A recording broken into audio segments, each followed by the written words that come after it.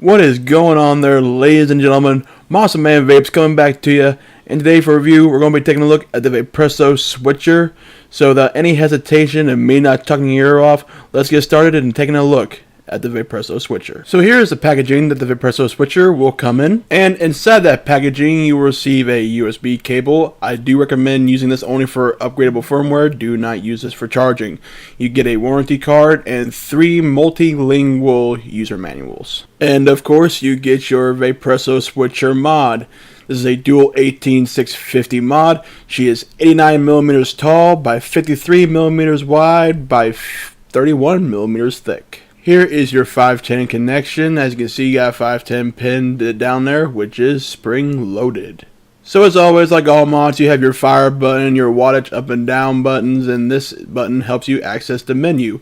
Just like with every other mod though, 5 times the fire button turns it on. 1, 2, 3, 4, 5. Now this is a 220 watt mod. And it goes all the way down to 5 watts, and it does not round robin.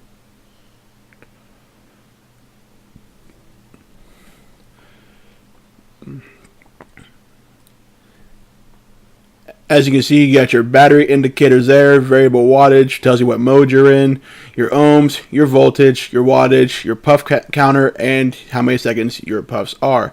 Now right here is where this is a standby mode where it shows this clock. To access the menu, you hit this menu button 3 times, 1, 2, 3. There's menu. As you can see, you have all your various modes. You have variable wattage high, variable wattage normal, soft, CCW, all your temperature control settings, stainless steel, nickel, titanium. Here's your TCRs and your bypass, and that's all there is to it. Now, I am not a temperature control guy, so I'm not going to go over the temperature control. But when you're in the menu and you want to select a setting, you just hit the menu button again. Boom, there you go. So with this mod being 31 millimeters this way, you may think, oh, you can throw a 31 millimeter atomizer on top, but in reality you can't, because if you look, you can see you have these curves right here. So that's going to dwindle the size down just a little bit.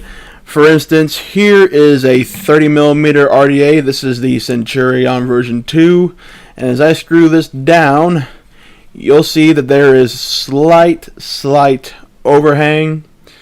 So if you're someone who's very nitpicky and does not like overhang on their mods, then obviously you can't go with a 30. 28 is probably the biggest you'll be able to go. If you're not, though, too picky about overhang, well, then go ahead and throw your 30s on top of there. Your battery door is here at the bottom, and how to open it, you just push it towards the back of the mod and it flips open. Obviously, you can see dual 18650. There is your orientation on how the battery should go into. The battery door has a slight rattle, not too bad, a little bit of play, but I've seen worse. But again, this could have been a little bit tighter because that's still quite a bit of play. So let's go ahead and hit the menu button 3 more times. 1, 2, 3. And you just go all the way down to system set right here. Hit the menu button again. You have your time set, your brightness, your puff counter, smart on and off, and your screen timeout, your light, and this tells you the version and throws everything back into default with this setting. Keep going down, and then you have your exit. So here is the time set. As you can see, you can set your date and your time. Here we're going to brightness, and you can adjust your brightness from there. Puff counter, obviously you can go exit or reset. Now there are over 2,200 puffs on this mod. Now to let you guys know that this mod was lended to me for the purpose of this review by Jared the Vaping Goat. Big thank you to Jared for lending me this mod. So we hit OK to exit. There we go. Smart on and off. I keep it off. Your screen timeout, you can choose how long it takes for the screen itself to time out. Down here to light, custom, flashing lights, or blue breathing. Blue breathing, green breathing, red breathing, lights on and off. Show mode, custom, and all that good stuff. So go down here to exit, exit. Version, this just tells you what firmware it has. It sends anything to default again, and then you have your exit. But alrighty folks, that is a quick look at the Vaporesso Switcher. Let's put an atomizer up top, bring it back up to FaceTime, and I'll give you my opinions on the Vaporesso Switcher. Alrighty folks, we are back up top with the Vaporesso Switcher. I have the Rebirth RDA sitting up top. I have a 0.27 build in this Rebirth. I have it at 130 watts. Let's have a go, shall we?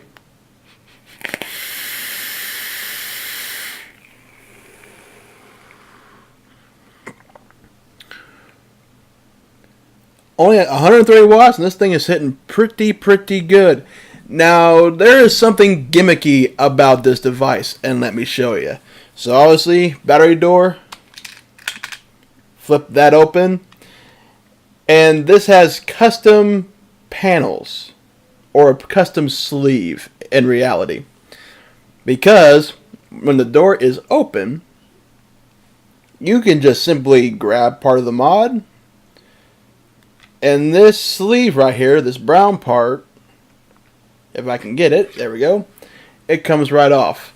And now that white there underneath, that is your LED lighting. But yeah, you can change the color of the sleeve and not just the lights. Pretty gimmicky. I'm not into that whole customization thing. I like keeping mods the way they are when I buy them. That's why I buy the mods I buy. But I know there are people out there that like it, so if you're someone that likes the ability to customize the sleeves on the mods and lights and all that good stuff, to each his own, and you might like something like this. But I gotta say, 130 watts is actually not too bad. I vaped this at the max 220, and from how it vapes, I say it's probably pushing, I wouldn't say 220.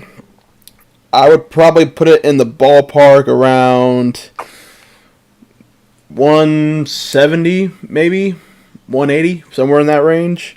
I'm used to 200 watt vapes, so I kind of know how the feel is for certain builds. And on this build at 220, it doesn't feel like it's not there. It's probably pushing around 170. But all in all, it's a pretty weighty device. It's got some nice girth to it. It feels good in the hand. I will say though, and this is a nitpicky con for me, the fire button is right here on the front, and I don't like that. I don't like having to bring my thumb all the way around just to fire the device. I like mine on the side. But as far as it hitting, it is actually hitting pretty well. I gotta say, 130 watts, 0.26.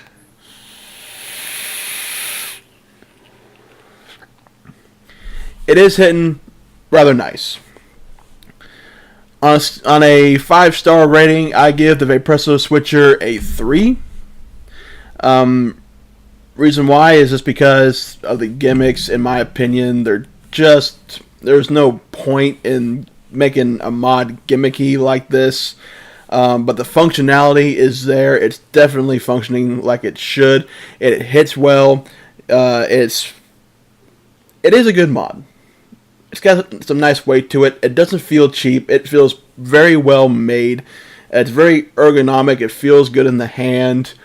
But all the gimmicks and the play of the battery door, that affects my rating. So, but 3 stars out of 5, I think is still pretty good for this device. And yeah, that's it. So guys, thank you for watching this review. If you like it, give me the thumbs up. Please share and subscribe. I value all my subscribers. And like I always say, until next time, Monster Man Vapes, signing off.